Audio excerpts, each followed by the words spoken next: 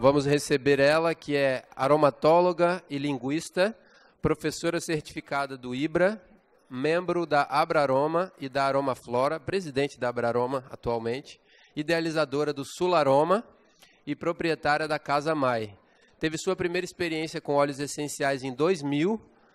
Eu não vou falar a idade que eu tinha nessa época, que da outra vez já me detonou. E iniciou suas atividades profissionais na área em 2007. É também tradutora de livros franceses de aromaterapia. Uma pessoa que está com a gente no Conaroma também desde a primeira edição, sempre trazendo assim, um conhecimento muito legal. As pessoas gostam de ouvir ela falar, então para mim é uma alegria também poder estar aqui anunciando a Maíra.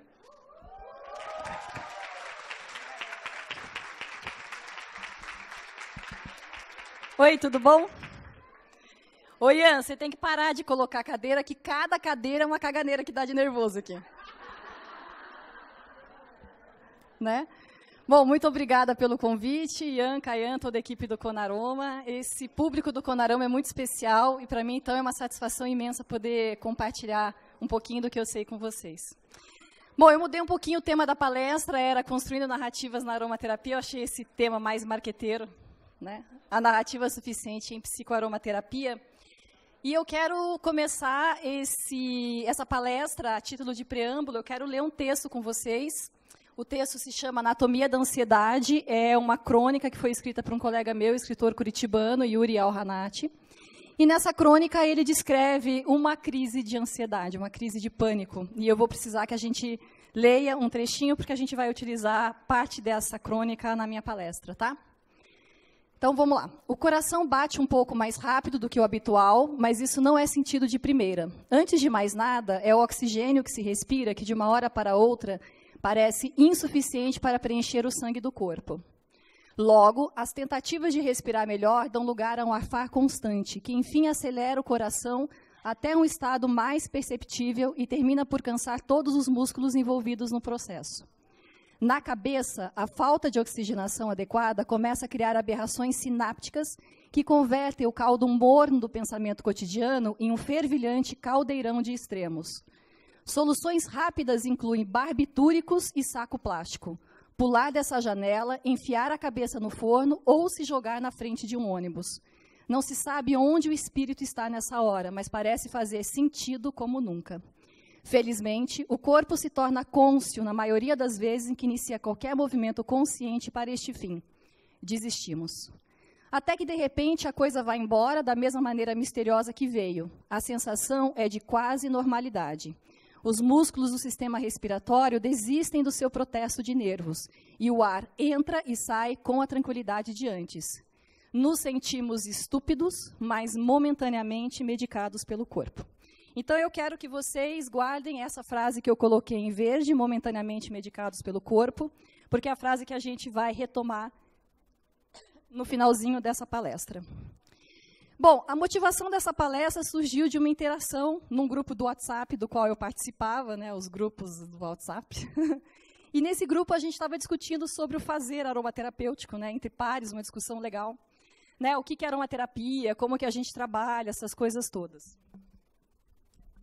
E aí, lá pelas tantas, eu acabei soltando um seguinte comentário nesse grupo de WhatsApp, que eu falei que até hoje, depois desses anos todos, eu ainda não consigo saber como é que a gente tem certeza do óleo essencial que a gente escolhe no trabalho de psicoaromaterapia. Para mim era um verdadeiro mistério.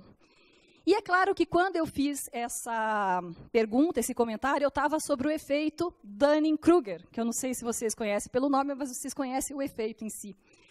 O efeito Dunning-Kruger, ele diz que quanto menos a gente sabe, mais certeza a gente tem para palpitar sobre um assunto. E o oposto também é verdadeiro, né? Quanto mais você sabe, mais dificuldade você tem de ter certeza, inclusive podendo levar ao extremo, que é a síndrome do impostor. Então, quando eu fiz esse comentário nesse grupo de WhatsApp, eu estava pensando em todas essas caixinhas que vocês estão lendo, que é o que eu uso quando eu vou pensar o fazer psicoaromaterapêutico. Então, para mim, de fato, quando eu fiz aquele comentário, eu esperava que as pessoas também fizessem comentários sobre os auspícios do efeito Dunning-Kruger. Mas, para minha surpresa, os meus colegas começaram a dizer, como assim, Maíra? Você não sabe escolher um óleo essencial para psico? Aqui, ó, faz desse jeito. Ah, Maíra, vou te ensinar um método para escolher o óleo essencial para psicoaromaterapia. Bom, aí eu descobri duas coisas bem importantes depois dessa minha interação no grupo de WhatsApp. A primeira é que grupo de WhatsApp não são o local mais adequado para você fazer perguntas sobre o efeito Dunning-Kruger. E a segunda coisa que eu aprendi é que o WhatsApp também não é o local para a gente sondar o insondável. Mas eu espero, sinceramente, que a situação em que nós estamos aqui, nesse maravilhoso congresso, seja um local para a gente sondar o insondável, porque, diferentemente dos outros Conaromas, dessa vez eu resolvi fazer um tema bem filosófico, em vez de fazer aqueles temas técnicos, tal, que o povo, né, que está acostumado a fazer. Então, é isso, né? Bom, uma coisa que eu não comentei nessa interação que eu tive nesse grupo de WhatsApp é que, na verdade, eu tenho um método para escolher os óleos essenciais na psicoaromaterapia. Era um método um pouco intuitivo, até que eu li a obra da Julia Graves, que é esse livro que se chama The Language of Plants. E nesse livro ela fala sobre os 4 modos de agir das plantas, né?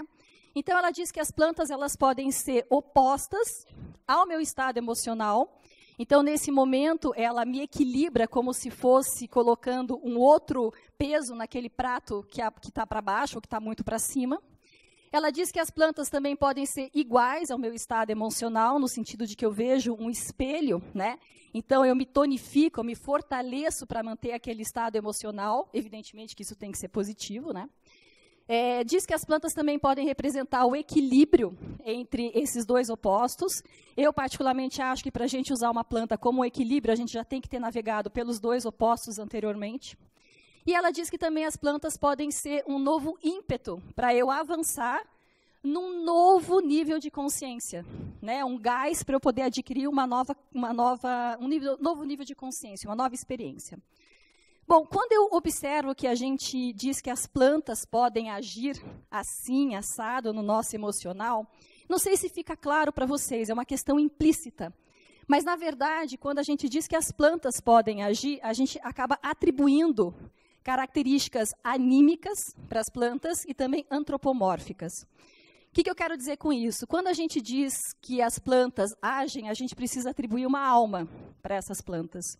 E quando a gente diz que elas agem, a gente também acaba atribuindo para essas plantas uma inteligência e uma volição. Volição no sentido de vontade, né? Então, na verdade, eu estou dizendo que as plantas são indivíduos, né? A gente faz isso, embora seja um pouco implícito. Bom, quem gosta desse tipo de conhecimento, eu sugiro 2 livros. Um é esse do Matthew Hall, que se chama Plants as Person, a Philosophical Botany, em que ele pega todo o percurso filosófico, né, antes de Aristóteles, mas principalmente depois de Aristóteles, mostrando como que a humanidade se relacionou com as plantas, basicamente tratando as plantas como seres inferiores, né? Mas eu gosto, na verdade, muito mais desse livro aqui, do Stefano Mancuso e da Alessandra Viola, que se chama Brilliant Green, o verde brilhante. Infelizmente, esse livro não tem tradução aqui no Brasil, mas tem uma tradução em Portugal. E esse livro, ele é um neurobiólogo, né? E ele mostra que as plantas possuem não apenas os 5 sentidos que nós possuímos, mas possuem outros mais. E o Stefano lançou um segundo livro que se chama O Gênio Revolucionário das Plantas, para falar basicamente de biomimética, que é quando a tecnologia, o desenvolvimento da tecnologia olha para a natureza e tenta imitar, né, os seus processos. E esse livro, que é o Revolucionário Gênio das Plantas, está traduzido em português e foi lançado há cerca de 2 semanas, né? Mas esse livro é bem melhor. Bom, agora, quando a gente atribui, então, uma alma, uma inteligência, uma volição para as plantas, e a gente diz, então, que elas têm esse modo de agir terapêutico, existe uma outra coisa que também fica implícito. E essa eu não tenho certeza se vocês vão concordar comigo, né? Talvez já tenham pensado, talvez não. Mas eu acredito que a gente também acaba fazendo uma outra coisa. A gente atribui para as plantas a ausência de pecado. E aqui eu estou utilizando a palavra pecado como sinônimo de infalibilidade, que é a impossibilidade de falhar. Seres, indivíduos, que agem terapeuticamente sem o pecado, sem a falha, né? E é bem interessante quando a gente pensa sobre isso, ainda mais se eu pedir para vocês recordarem uma palestra que eu dei no Conaroma em 2017, que eu não sei quantos de vocês assistiu, que foi o Aromaterapia para Nerds. Quem de vocês assistiu? Muitos poucos. Eu sei, a palestra foi muito longa, eu tenho esse pequeno defeito de fazer palestras longas, textos longos, que ninguém lê, né? Mas alguém sempre lê, né? Bom, infelizmente, a palestra Aromaterapia para Nerds, ela ficou bastante longa. As primeiras 2 horas de palestra, eu basicamente só fiquei falando de química, física, botânica e farmacologia. E aos 30 minutos finais, que estava a mensagem principal da minha palestra, eu acabei trazendo os conceitos eu trouxe a antropologia e a filosofia para falar sobre 2 paradigmas, o paradigma do natural e o paradigma do terapêutico, né? Eu não vou, evidentemente, que retomar essa palestra, mesmo porque eu só tenho 45 minutos, eu falei para vocês que ela durou 2 horas e meia, mas apenas para recordar, na questão do paradigma do natural, eu mostrei que uma coisa que nós fazemos é nos colocarmos fora da natureza para poder receber o tratamento das plantas. Então, eu falei que o homem se coloca dentro de uma natureza com N maiúsculo para que ele possa se beneficiar da natureza com N minúsculo. Por exemplo, na hora que eu digo que o que nós produzimos é sintético e o que as plantas produzem é natural, eu estou criando um paradigma fora do natural, né? Agora, se a gente entende que plantas são indivíduos tanto quanto a gente, por que o que ela produz é natural e o que eu produzo é sintético? Então, foi mais ou menos isso que eu conversei nessa palestra. E eu também falei sobre o paradigma do terapêutico, como sendo um paradigma que também tem ausência de pecado. E eu falei que as plantas também falham. Então, não dava muito para a gente entender as plantas como portadoras de soluções. E aí eu propus que a gente entendesse as plantas como portadoras tão apenas de experiência. Mas, olha, não é pouco você ser portador de experiência. Ainda mais falando desses indivíduos que estão há centenas de milhares de anos aqui na Terra, antes da gente, né? Mas, de qualquer maneira, traz uma certa angústia para nós, se a gente percebe que as plantas também são falhas, né? Também fracassam, também têm a sua experiência penosa aqui na Terra. Principalmente porque é o seguinte, né, gente? Se as plantas não estiverem por nós, quem mais estará? Né? É um questionamento que eu me faço. Bom, o que acontece é que só dá para eu conversar esse tipo de coisa, né? Que plantas são seres, se as plantas não estiverem por nós, quem mais estará, né? Basicamente, o que eu estou dizendo? Que as plantas são os seres superiores desse planeta. Quem me conhece sabe que eu vivo falando sobre isso, né? Só dá para falar isso, evidentemente, que eu estou diante de uma palestra extremamente especial, que são vocês, aromaterapeutas, que são pessoas que também olham para a planta, né, para esses seres vegetais, com um olhar bastante diferenciado. Dificilmente eu conseguiria falar alguma coisa dessa em qualquer outro tipo de plateia. Bom, a título de reflexão, o que eu quero falar para vocês? Já ouviram falar do fenômeno sequestro linguístico, quando a gente está querendo descrever alguma coisa? Isso é extremamente comum quando a gente está querendo descrever um cheiro, certo? Quando a gente vai descrever um cheiro, por mais descritores que você tenha, por mais treino que você tenha, e é bastante curioso, porque eu tive a oportunidade de participar durante 1 ano de uma formação em perfumaria, inclusive, Fábio estava junto, né, Fábio? Lá na Paralela. E a gente aprendeu muitos descritores sobre cheiro, mas parece que quando você vai descrever o cheiro, fica faltando alguma coisa, né? Então, nós temos uma dificuldade real de descrever o cheiro, mas é bom contextualizarmos essa dificuldade porque ela não é inata, ela é circunstancial. Existe esse livro, Aroma, a História Cultural dos Odores, que foi escrito por uma equipe liderada pela antropóloga Constance Classen, e nesse livro ela mostra a relação histórica, mas também de diversas tribos e etnias que têm pouco contato com a civilização ocidental, e mostra que eles conseguem descrever muito bem os cheiros, né? Porque eles criaram osmologias, ou seja, o cheiro é que organiza a experiência que eles têm da realidade.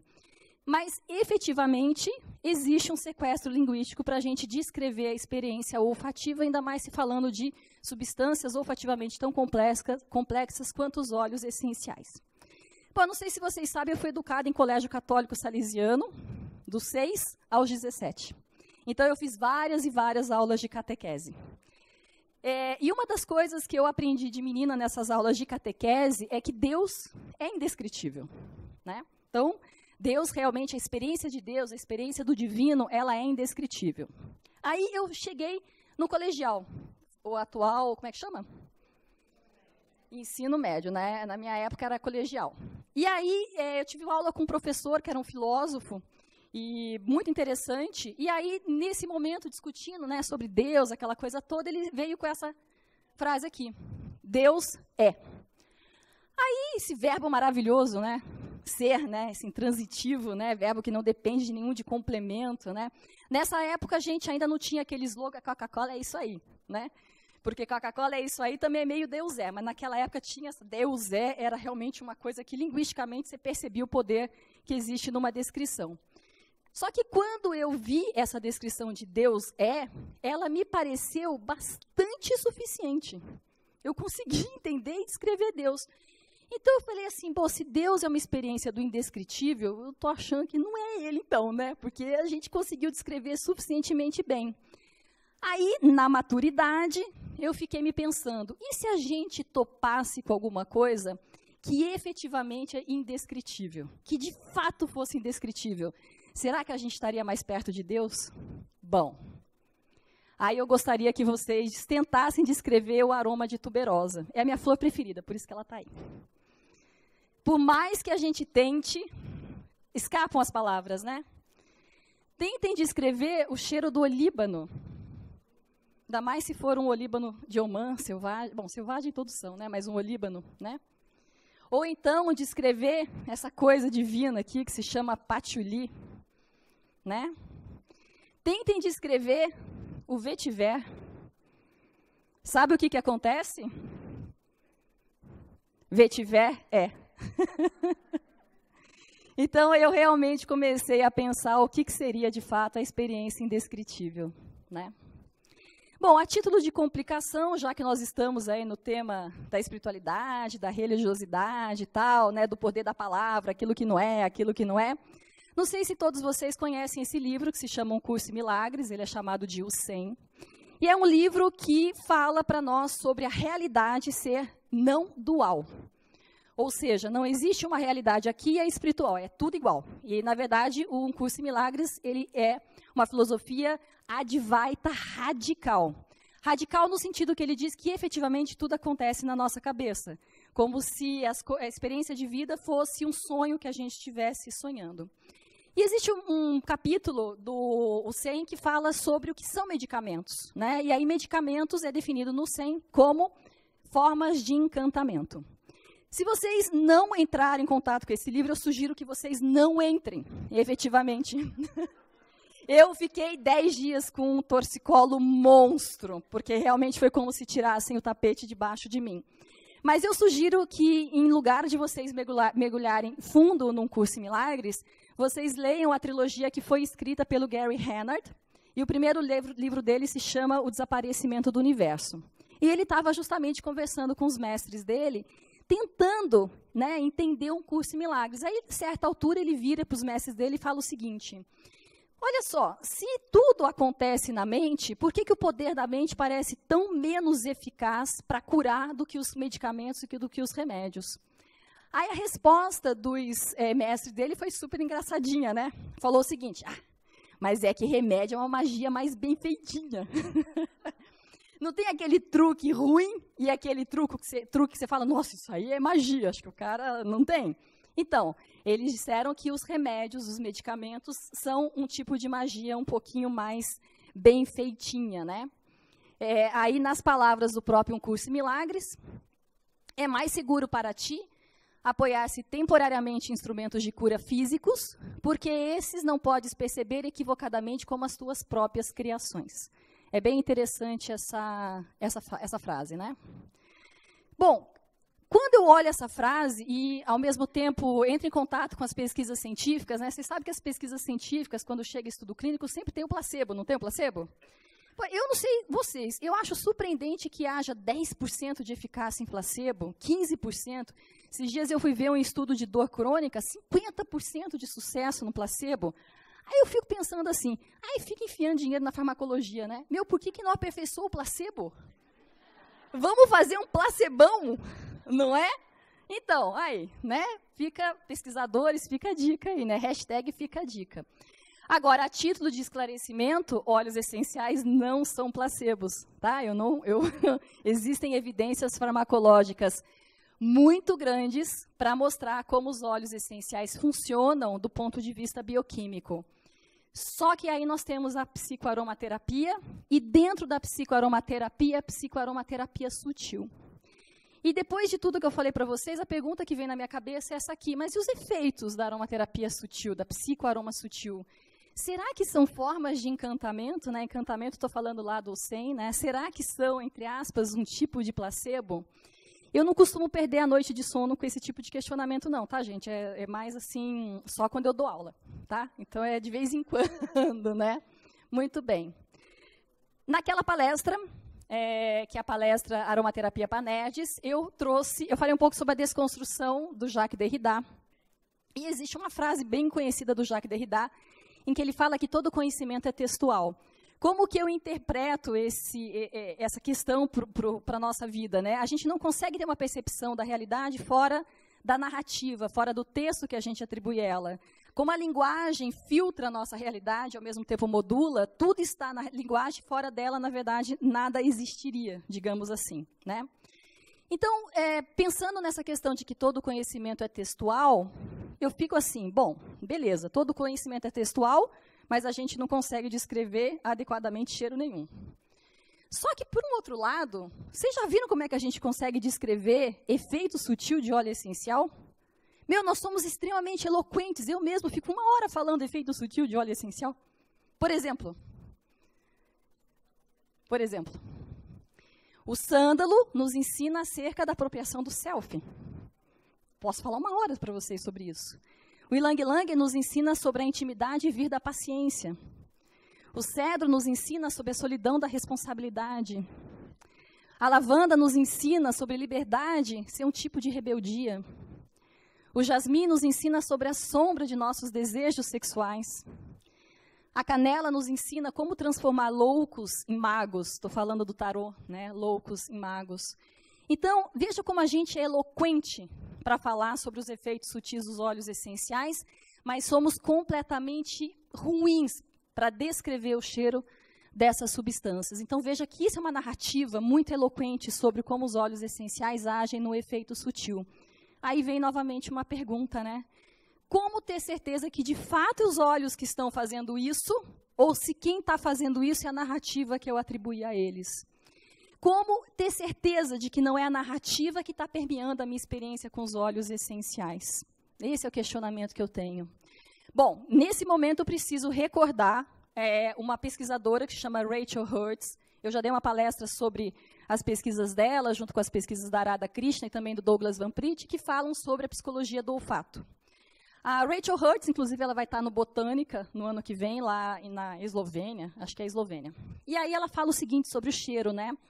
Que toda percepção do cheiro é dependente do contexto e das expectativas. Ou seja, se você falar que um cheiro é tal, ele será percebido como tal pelas pessoas. E se você põe uma expectativa no cheiro, a expectativa vai modular a tua percepção do cheiro. E isso aqui não é achismo. A Rachel Hertz ela trabalhou durante alguns anos no Monell Chemical Sciences Center dos Estados Unidos, que é o maior laboratório de estudos sobre os órgãos do sentido, né? Principalmente, ela se dedicou ao olfato e agora, mais recentemente, ela está publicando papers na área de paladar. Outra coisa que ela coloca é que podemos perceber cheiros que não existem. Tipo assim, se eu disser para vocês que aqui está cheirando fumaça, daqui a pouquinho, um a um de vocês vai começar a sentir o cheiro de fumaça, mesmo que não exista cheiro nenhum. Isso foi testado em pesquisa. E outra coisa que eu acho surreal, que palavras associadas a cheiros, mais que os próprios cheiros provocam sintomas. Tipo assim, na pesquisa, né? Tal óleo essencial vai te dar taquicardia. Mas não era um óleo essencial, sei lá, sedativo. A pessoa sentia o cheiro e começava a ficar com taquicardia. E a hora que a palavra não era associada ao cheiro, ninguém sentia porcaria nenhuma. Então, veja que a percepção do cheiro, a nossa experiência olfativa, é completamente dependente disso aqui, ó. Tá? Agora, pensando um pouco assim, fora dessa dimensão linguística toda, né? No papel nosso, como psicoaromaterapeuta, quando a gente vai atender uma pessoa, tal, será que é legítimo eu atribuir tantos significados a uma experiência tão indescritível quanto o cheiro dos óleos essenciais? Será que está certo fazer isso, né? Será que é moral? Será que é ético? E o encantamento que as pessoas experimentam com os óleos essenciais, será que está no indescritível que é o cheiro, ou será que está justamente naquilo que é descrito? Bom, eu não poderia deixar de dar uma palestra para 350 pessoas sem falar da minha grande paixão, que é o Harry Potter. Essa cena é do último filme, As Relíquias da Morte, parte 2. Hã? É. Quem são os grifinórios presentes? Então, o que acontece é o seguinte, o Harry Potter, nesse momento, ele tem um duelo com o Voldemort e a Horcrux. É spoiler, o filme também, quem não viu também, paciência, tá? E aí a Horcrux, que estava dentro dele, morre. E aí ele vai para esse lugar que é uma coisa meio limbo, assim, né? Ele não está nem morto nem vivo. E é a estação King's Cross, em Londres. E lá ele tem uma conversa com o Dumbledore. E aí, lá pelas tantas, terminando a conversa, o Harry Potter vira para o Dumbledore e pergunta a seguinte coisa. Mas me diga só mais uma coisa. Tudo isso está acontecendo na minha mente ou é real? Estamos falando sobre o quê? Tá dentro do tema, certo? Aí, qual que é a resposta maravilhosa do Dumbledore? Mas é claro que está acontecendo na sua mente. E por que isso não seria real? Bom, tem outra coisa que o Dumbledore fala também pro Harry. E aí eu falo para vocês, a J.K., ela é uma gênia. Olha o que ela fala. Ela não, né? O Dumbledore. As palavras são, na minha não modesta opinião, a fonte de magia mais inesgotável, capaz de provocar o mal, mas também uma injúria, mas também de curá-la. E nós estamos falando sobre a narrativa que a gente atribui aos óleos essenciais. Né? Harry Potter, minha filha, é filosofia para a vida. Bom, já vou encaminhando para a minha conclusão da palestra, né? Aroma Nidra é uma técnica de psicoaromaterapia, que hoje é uma marca registrada da Casa Mai, que eu desenvolvi ao longo de 10 anos. Né? Não sei se todos vocês sabem que eu entrei no mundo holístico via yoga. Né? Foi minha porta de entrada. E durante 10 anos eu conduzi sessões de Aroma Nidra, que é a junção do Yoga Nidra do Satyananda, junto com a inalação dos óleos essenciais. O Yoga Nidra do Satyananda é uma técnica de relaxamento semiconsciente para você entrar no estado que nós chamamos de hipnagógico, que é o que eu brinco, que é o estado nem lá, nem cá, nem lá, você nem está dormindo, nem está acordado. Todo mundo já experimentou esse estado? É gostoso, né? Pois é, lá é que acontece o barato da vida, tá? E aí você deita a pessoa em decúbito dorsal, que é a posição Shavasana, e você dá comandos verbais para essa pessoa relaxar. Só que o relaxamento é um relaxamento que atravessa as 3 esferas do ser. Começa no físico, que é dos angas do Patanjali, é o Pratyahara, né? É a cessação dos estímulos sensoriais. Depois você entra num estágio de relaxamento mental, que seria o equivalente ao Dharana, e evidentemente que a meditação não se faz no Yoga Nidra, mas a ideia é que você também tem o relaxamento emocional.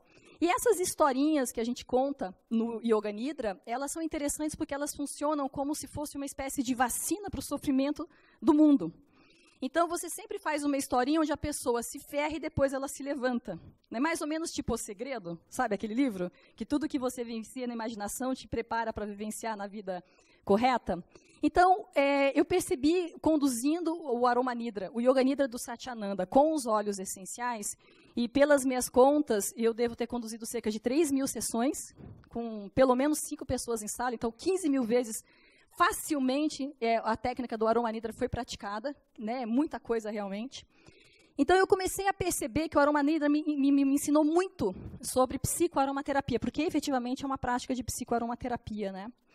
A primeira coisa que eu percebi a respeito do Aroma Nidra é que os conteúdos semânticos, essa historinha que a gente conta para o nosso praticante, ela é tão importante quanto a melodia da voz. E aí, quando eu ensino o Aroma Nidra, eu pego muito no pé das pessoas sobre o tom de voz, a cadência, uso do imperativo verbal, eliminação dos gerúndios, 100% não pode infantilizar a linguagem, não pode tratar a pessoa como um débil mental, tem várias coisas que eu ensino dentro dessa técnica. E é interessante porque o próprio Satyananda falou que seria possível você entrar no estado de Yoga Nidra, mesmo que você não compreendesse a língua, por conta da melodia da voz. E uma outra coisa que eu percebi, em função de dar esses óleos essenciais para os meus praticantes inalarem, é que os óleos essenciais conduzem muito rapidamente a pessoa para esse estado hipnagógico. Muito rapidamente. Então, o que você leva, uma sessão do Yoga Nidra clássico de Satyananda são 40 minutos. Eu sempre dei em torno de 10 a 15 minutos numa aula de 1h30 de yoga. Mas, na verdade, se você faz 7 minutos, 5 no pau da goiaba, mais 7 idealmente, você consegue levar de fato a pessoa para esse estado hipnagógico, graças aos óleos essenciais. Bom, a coisa interessante do Aroma Nidra é porque você consegue frear um pouco os pensamentos. E não sei se vocês conhecem uma metáfora da mente que foi dada pelo Swami Shivananda. Então, isso aqui é uma foto do macaco pulando de galho em galho, certo? Muito bem.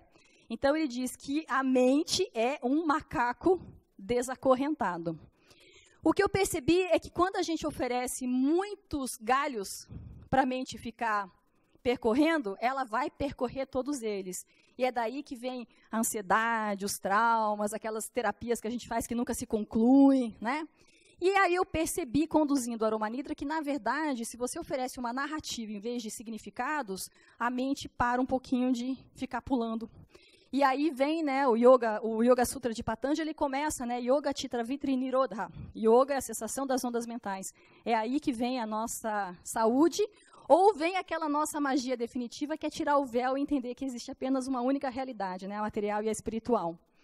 Então, eu percebi que, na verdade, quando você promove uma narrativa para a pessoa, mesmo que essa narrativa não seja verdadeira, se ela for suficiente, a mente cessa. O que eu quero dizer para isso? Eu não sei se quem aqui gosta de literatura já deve ter ouvido que o autor é capaz de matar um romance, mas nunca os personagens. Por quê? Porque toda história que você conta, toda narrativa, ela tem uma lógica interna. E quando essa lógica interna ela faz sentido, quando você coloca o desenvolvimento da história da maneira como tem que ser, as pessoas aceitam o fim daquela narrativa como suficiente. Então, não necessariamente tem que ser verdade que a lavanda ensina que a liberdade é um tipo de rebeldia. Mas se a narrativa for suficiente, isso será verdade para aquele momento. E quem me ensinou isso foi o Aroma Nidra, né? Conduzindo essas milhares de sessões com as pessoas inalando os óleos essenciais. A mente cessa porque ela aceita aquela narrativa como suficiente, como bastante, né? Então, a narrativa suficiente, que são esses conteúdos que eu atribuo à ação dos óleos essenciais, vocês estão entendendo o que é narrativa do óleo essencial? É quando eu digo que o cedro, não sei o quê? Tá, beleza. Então, a mente pula mais quando há significados e menos quando há narrativas. Então, quando a gente vai conduzir um trabalho de psicoaromaterapia, é melhor a gente ter mais certeza do que dúvidas na hora de atribuir o significado de um óleo essencial para o nosso interagente e também fazer com que essa narrativa funcione dentro de si mesma. Maíra, mas é verdade? Não importa. Outra coisa que eu percebi, que os óleos essenciais se amoldam à narrativa. Isso eu sei que é um pouco polêmico, mas eu estou falando da minha experiência. Se eu falei que o cedro é a solidão da responsabilidade, se a pessoa estivesse cheirando uma lavanda, ia estar tudo certo. Contanto que ela já não tivesse sido contaminada com que aquela narrativa serve para o cedro, né? Outra coisa que é interessantíssima, não gostar do cheiro implica negativamente a pessoa na narrativa que a gente está ofertando. Então, vamos supor assim que eu dei o jasmim para o mulherio cheirar, né? Aí começa a falar, não, porque o jasmim, não sei o quê, do desejo sexual, do negócio da piriguete, do negócio tá. Aí, o que Ficaram interessados, né? Aí, o que acontece? Se alguém não gostar do jasmim, a pessoa vai achar que ela tem aquele problema com a sua sombra sexual. Se ela gostar, ela vai achar que está tudo bem. É impressionante. Então, o que acontece? Eu acho que quando a gente vai trabalhar a psicoaromaterapia, a gente precisa dar um percurso narrativo para a significância daquele óleo essencial, decifrável. O que é decifrável? Que faça sentido na história, né? Que seja intrinsecamente suficiente, que seja decifrável pela nossa mente, que a pessoa compre aquela narrativa que a gente está oferecendo para ela. Mas, porém, contudo, todavia, entretanto, se não, aliás, inalar um óleo essencial e agrega um invólucro indescritível nessa narrativa que a gente ofertou para o nosso interagente. A gente consegue descrever bem um cheiro de óleo essencial? Sim ou não? Então, isso é indecifrável para a nossa mente, porque se você não descreve a mente, está fazendo o quê lá? Certo? Né? Está experienciando, mas e daí? Então, a experiência do óleo essencial, ela silencia essa narrativa, ela envolve essa narrativa como se fosse uma barreira que, para além daquilo, não tem mais para onde a sua mente ficar pulando. E isso é extremamente salutar para a pessoa se aquietar com aquele conteúdo que ela está trabalhando na prática de psicoaromaterapia dela. Então, da maneira como eu enxergo o trabalho da psicoaromaterapia, a gente oferece uma narrativa para o óleo essencial. Ponto. Mas a história poderia continuar, né? Porque a pessoa, para que não sei o quê, essa narrativa, então cheira. Ponto final. Entendeu? Dessa maneira. Aqui está o famoso tripé da psicoaromaterapia, mas também da aromaterapia. É um tripé formado pelo terapeuta, que é o aromaterapeuta, pelo óleo essencial e pelo interagente. Qual que é o papel de cada um aqui? O aromaterapeuta sugere essa narrativa suficiente. O óleo essencial silencia a narrativa. Lembra? Ponto final. E o interagente? Bom, ele é o felizardo, né? O sortudo, como eu chamo, que vivencia tudo isso. Pense que quando eu estou falando sobre silenciar a narrativa, eu estou dizendo que eu estou oferecendo a experiência do óleo essencial, que é indecifrável. Está claro isso? Muito bem. Se a mente não decifra essa experiência, a gente não consegue descrever ela, vocês concordam que a gente vivencia essa experiência profundamente no corpício? Então, nesse momento, nós nos tornamos medicados pelo corpo, que foi como o Yuri Al-Hanat terminou aquela crônica. Então, da maneira como eu enxergo o trabalho da psicoaromaterapia, eu vejo que inalar o óleo essencial é ser medicado pelo corpo depois que a mente já fez o que lhe cabia fazer com a narrativa suficiente, com a narrativa ofertada, né? E aí eu quero fazer a seguinte pergunta, né, que talvez seja um balde de água fria. Maíra, você está dizendo então que não são os óleos essenciais, é a gente? Não sei, e tem alguma magia definitiva nessa vida? Eu garanto para vocês que as narrativas não são essa magia definitiva, né, que vai nos curar de todo pecado. Os óleos essenciais, lamento informar, eles também não são. Mas eu vou dizer uma coisa para vocês, eu acho que eles estão bem mais perto do que qualquer outra coisa que tem aqui dentro. Eu acho, né? Acho que eles estão quase chegando lá, né? Então, eu quero deixar, concluindo a minha palestra, uma seguinte mensagem para vocês. Eu li em algum lugar esse negócio, mas não sei de onde que foi. Mas o recado é o seguinte, ó. Para a natureza não existem milagres. Nela, tudo é natural. Aqui está a bibliografia. E aqui tem um QR Code que vocês podem fotografar agora, se funcionar, que é o texto dessa palestra em 6 páginas para vocês baixarem e ler depois. Será que vejam se está funcionando o link. Funcionou o link?